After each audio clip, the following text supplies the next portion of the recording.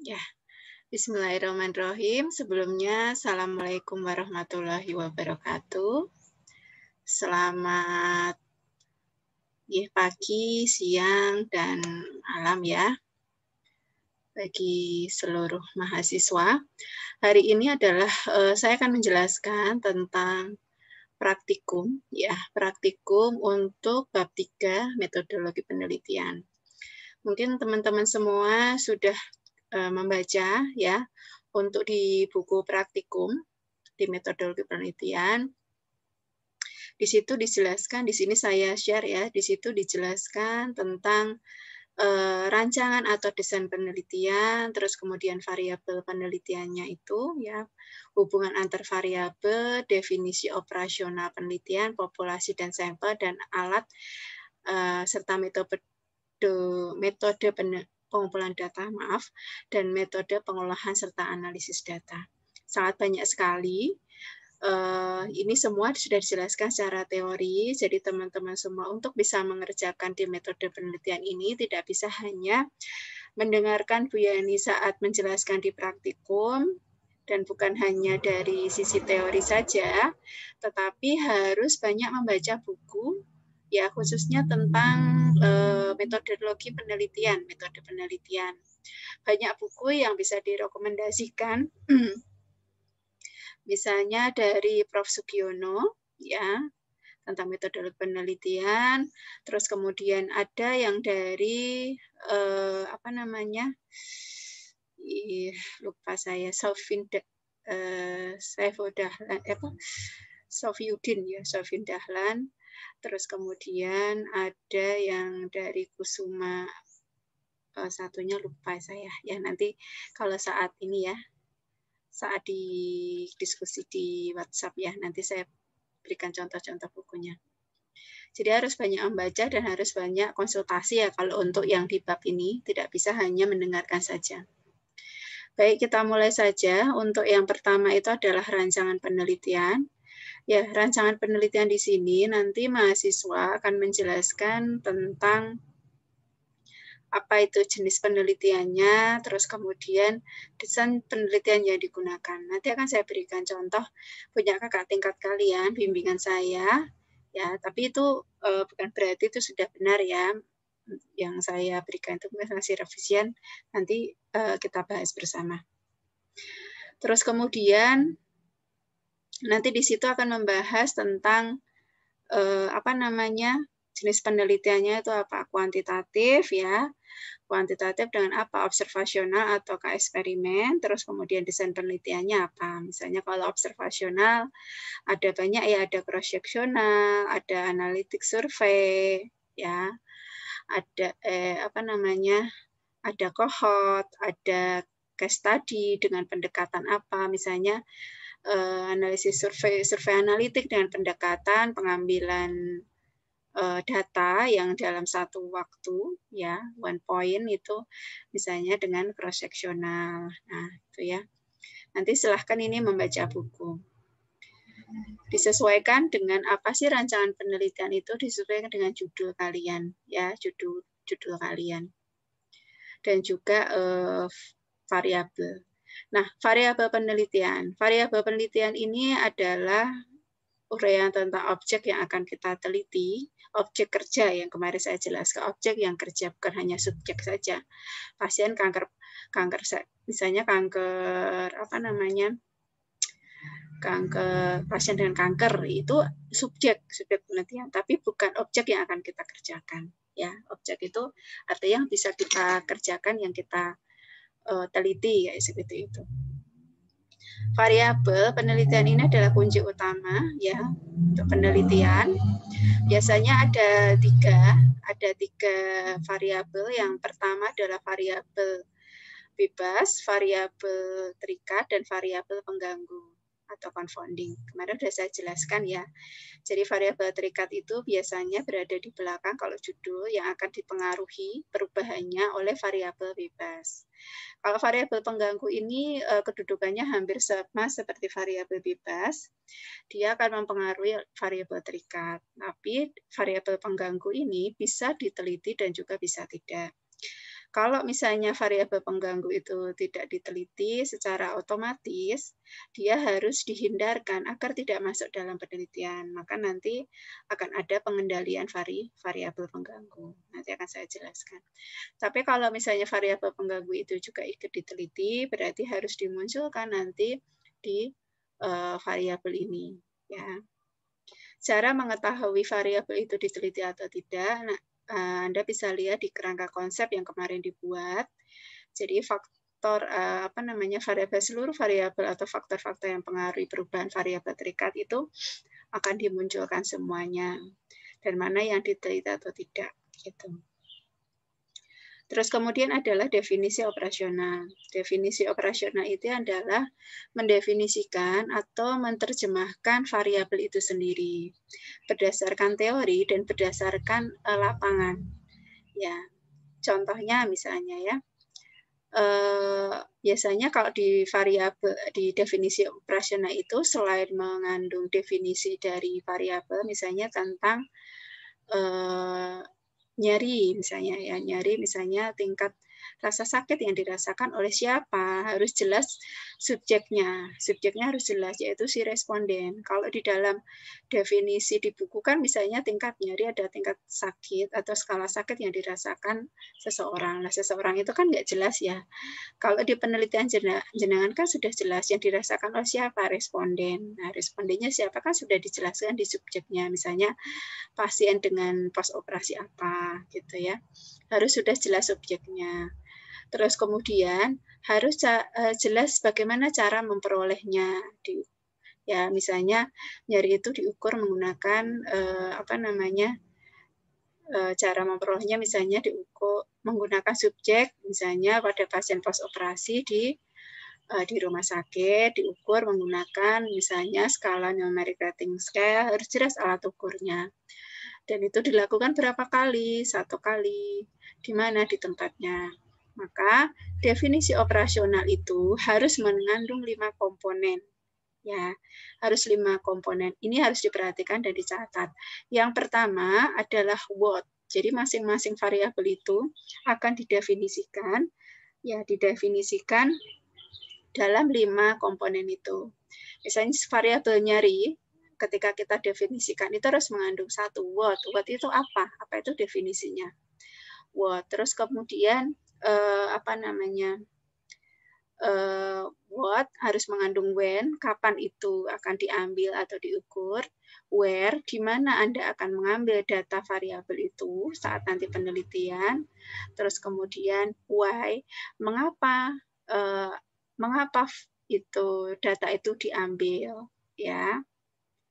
Terus kemudian adalah how, ya, bagaimana caranya mengambil data tersebut, ya. Jadi satu definisi variabel itu harus mengandung komponen 5, what, why, when, where, dan how, ya, 5. Seperti analisis SWOT ya, ada 5 itu. Nanti akan saya tunjukkan contohnya. Terus yang kedua adalah populasi dan sampel.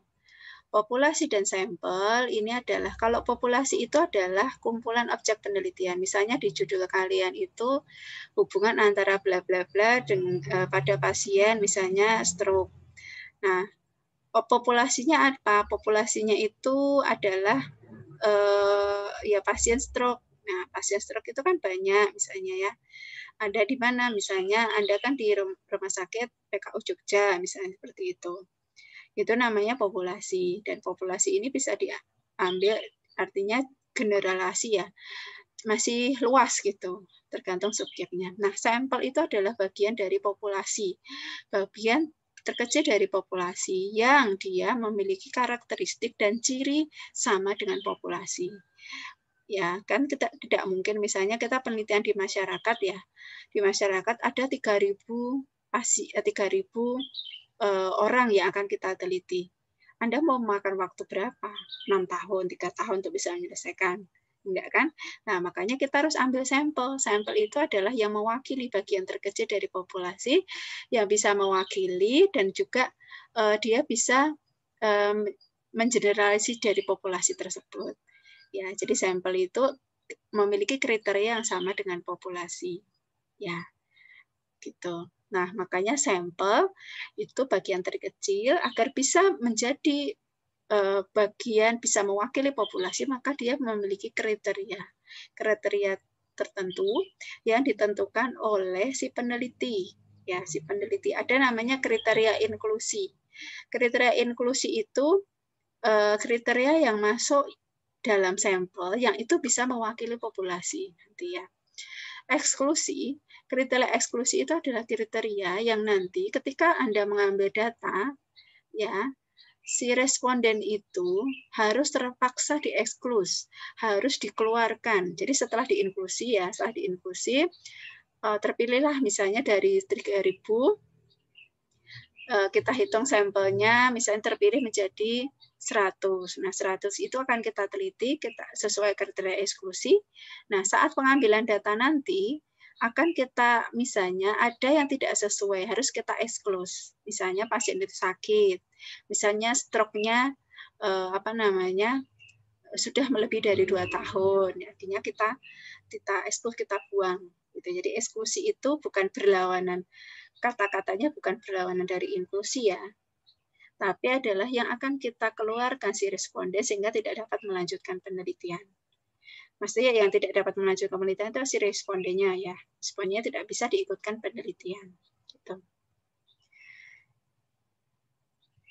Nah, nanti sampel ini ada teknik pengambilan sampel. Ya, tergantung dari apa? Tergantung dari banyak sedikitnya populasi dan sebaran wilayahnya. Ini Anda harus bisa membaca ya, harus membaca. Sampel itu pemilihannya ada 2, ada secara random acak atau yang tidak random atau tidak acak. Kalau random berarti itu kita menggunakan undian. Yang paling sederhana itu kita menggunakan undian dan ada banyak rumusnya ya, nanti bisa dibaca di dalam buku. Tergantung dari banyak sedikitnya populasi. Kalau populasinya 3.000 ya 3.000 bisa kita menggunakan random. Ya, karena banyak ya. Kalau populasinya tidak diketahui, misalnya Anda penelitian di pasien pada poliklinik ya, itu kan pasiennya datang pulang nggak bisa ya. Nah, otomatis kita nggak bisa random. Ya, kita bisa menggunakan random sesuai dengan kriteria inklusi sampelnya, sesuai dengan tujuan dari peneliti. Gitu. Terus kemudian ada etika penelitian. Ya, etika penelitian ini disebut sebagai etik penelitian. Ya, biasanya ini ada beberapa etika saat Anda mengambil data itu harus mendapat salah satunya persetujuan dari komite etik. Jadi proposal kalian nanti setelah diuji kan, kemudian akan dimasukkan ke komisi etik. Apakah ada tindakan-tindakan di dalam penelitian Anda yang dia akan merugikan atau mengganggu kenyamanan dari responden tersebut? Ya, kalau iya berarti itu melanggar etik. Ya, jadi ada beberapa ketentuan yang nanti bisa dijelaskan di ini ya, di dalam perkuliahan ada beberapa ketentuan etik ya. Anda bisa membuka lagi pelajaran dulu prinsip etik ya, prinsip etik. Ada just ini ya, informed consent, terus kemudian confidentiality, ada ini justice, ada non-maleficency, ya seperti itu. Artinya tidak beneficiency ya, tidak merugikan atau mengganggu atau memberikan tidak kemudaratan bagi responden itu. Ya itu kalau iya berarti itu melanggar etik. Gitu. Jadi nanti akan ada komisi etik yang akan menilai. Terus ada bagian alat dan metode pengumpulan data. Ini adalah alat yang digunakan untuk mengambil data. Biasanya alat ini disesuaikan dengan variabel. Kemarin kan saya jelaskan ya. Anda bisa penelitian, variabel Anda bisa Anda ukur. Tujuan Anda jelas, Anda munculkan. Tapi jika variabel itu bisa diukur. Kalau tidak ada alat ukurnya, berarti Anda tidak bisa melakukan penelitian. Ya, jadi misalnya variabel nyeri itu harus ada alat ukurnya, yaitu NRS misalnya. Terus tekanan darah harus ada alat ukurnya, itu tensi. Nah, alat ukur di sini bisa dalam berupa instrumen seperti pengukuran nyeri, tensi, berat badan. Ada yang berupa bisa kuesioner misalnya pengetahuan, terus kemudian motivasi, ya tergantung dari variabel Anda. Dan alat pengukuran ini bisa Anda buat sendiri, Anda bisa mengadaptasi. Adaptasi itu mengambil dari penelitian orang lain, terus kemudian Anda ambil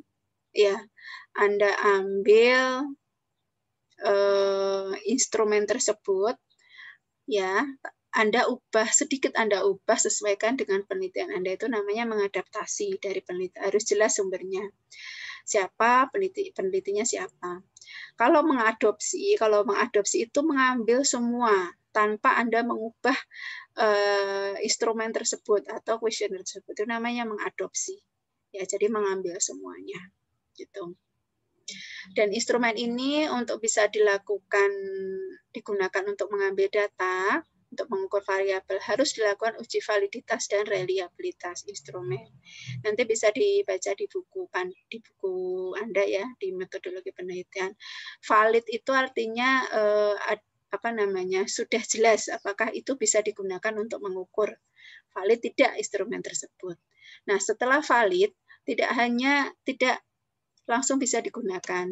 Itu harus direliabilitas terlebih dahulu. Maksudnya reliabilitas itu reliabel, artinya alat itu ketika digunakan untuk mengukur dari beberapa responden di tempat yang berbeda, itu hasilnya akan sama. Contohnya, instrumen pengetahuan untuk anak SMP. Antara anak SMP dengan negeri, dengan swasta, ya misalnya, hasilnya akan mendapatkan yang sama. Sama itu artinya begini, bukan hasilnya terus sama, bagus semua gitu, enggak ya. Sama itu misalnya, anak negeri itu biasanya anak-anak pilihan, ya misalnya seperti itu.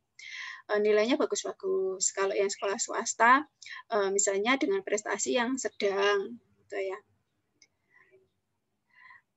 Ini hanya contoh saja ya, contoh saja. Misalnya ada negeri 1 dengan negeri 2, itu kan inputnya sudah berbeda. Ya gitu. Nah, jadi alat yang bisa digunakan, misalnya alat untuk mengukur pengetahuan orang yang pintar, hasilnya akan bagus memang. Alat yang mengukur pengetahuan orang yang kurang pandai, hasilnya juga akan rendah. Jadi seperti itu. Bukan kebalikan, nanti alat ini digunakan untuk orang yang pandai, malah hasilnya dia rendah. Berarti alat itu mungkin perlu diuji lagi kevalidan. Apakah sesuai untuk mengukur variabel tersebut. Gitu ya. Untuk validitas dan reliabilitas itu ada rumus ya, ada rumus untuk mengukurnya. Ada rumus untuk mengukurnya. Ini bisa diketahui dengan membuka buku ya. Validitas itu biasanya satu rumus, biasanya present product moment. Reliabilitas itu ada banyak sesuai dengan tipe kuesionernya. Nah, validitas itu ada banyak juga. Ya, biasanya urutannya untuk validitas itu ada validitas konten atau isi dan validitas lupa saya satunya ya. Jadi kalau validitas konstruk ya, validitas konstruk dan uji coba instrumen. Jadi validitas konten itu artinya validitas isi. Apakah isinya itu sesuai dengan bidang yang akan kita teliti. Misalnya Anda akan mengukur tentang nyeri, berarti Anda akan mengukur tentang kecemasan pada remaja. Apakah kuesioner untuk mengukur kecemasan itu memang sesuai untuk anak remaja? Ya, itu harus dilakukan validitas konten. Biasanya validitas konten ini kita akan lihat secara teori dan itu biasanya menggunakan uji expert, jadi uji pakar ke dosen atau seseorang yang dia expert di bidang yang akan kita uji. Misalnya bidang kejiwaan, kalau dia kecemasan ya.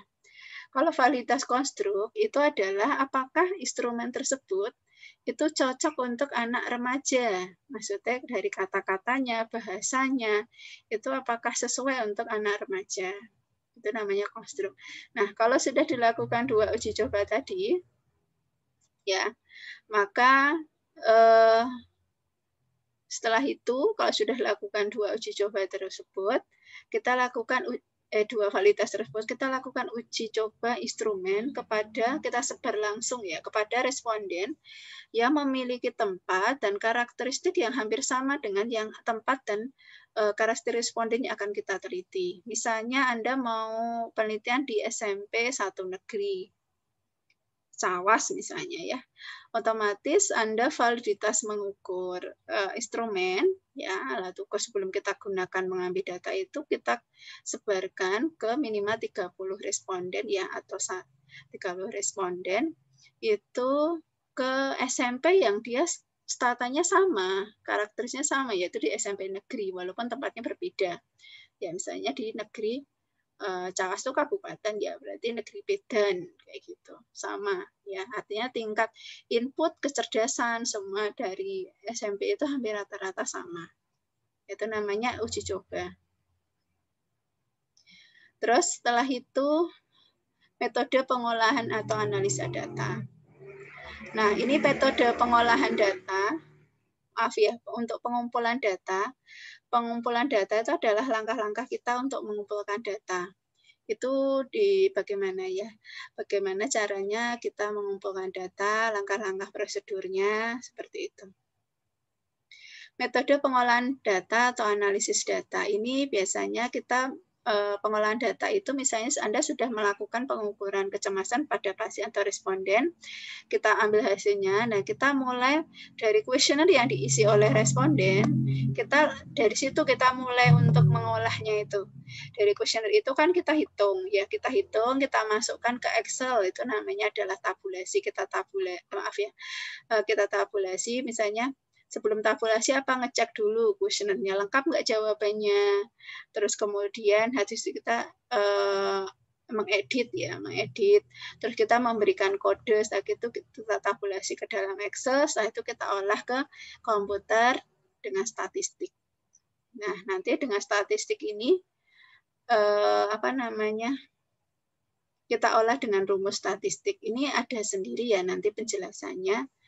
Ya, penjelasannya ada sendiri, nanti bisa didiskusikan kalau sudah mendapatkan teorinya.